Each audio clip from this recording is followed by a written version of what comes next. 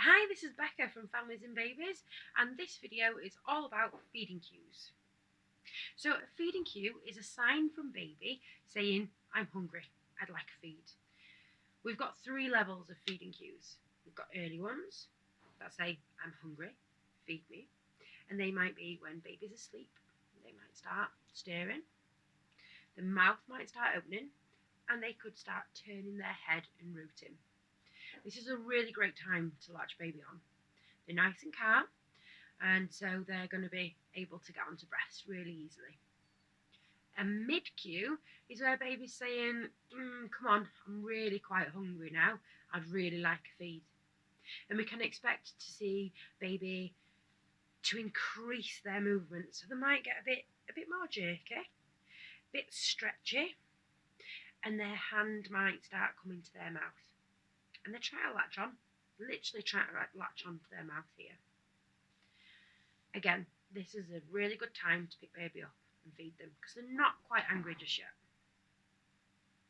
A late feeding cue is where a baby is really, really angry now. They're going to be red, they're going to be crying, they're going to be really agitated, and it's going to be quite difficult to get baby latched on now. When babies cry and get upset, their tongues come up, and if baby's tongue's up, we can't get them latched onto breast. So we have to calm them down so that tongue comes down, so then they can latch on and have a really nice deep latch.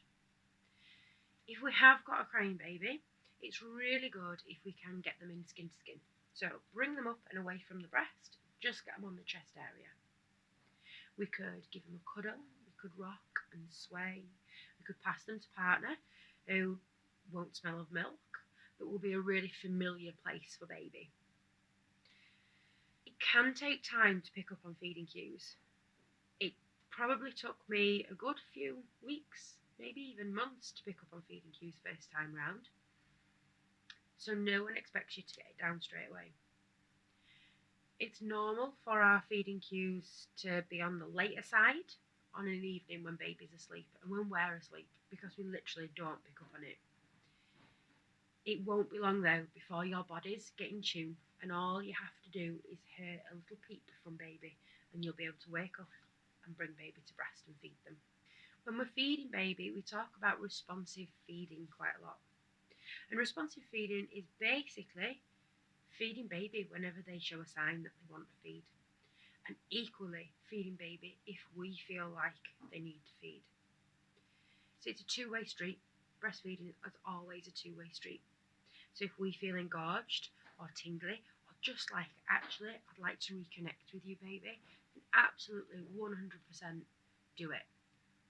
We can't overfeed a breastfed baby. They will come off the breast if they don't want it anymore. So we can't offer too much. We want to keep baby close to us, and then we can pick up on all these really early cues and hopefully have a less stressed baby and a baby that cries less too. For the first 6 months of baby's life, we're going to want them in the same room as us all the time.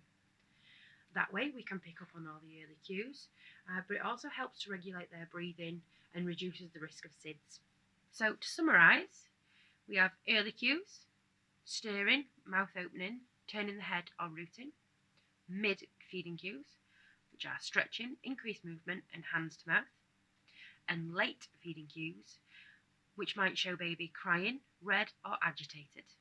We want to responsively feed baby, keep them close to us, have them in the same room as us for the first 6 months, and if baby does show signs of late feeding cues, calm them down before by doing skin to skin, talking to them, stroking to them or cuddling them. That's everything on feeding cues, and we'll see you on the next video.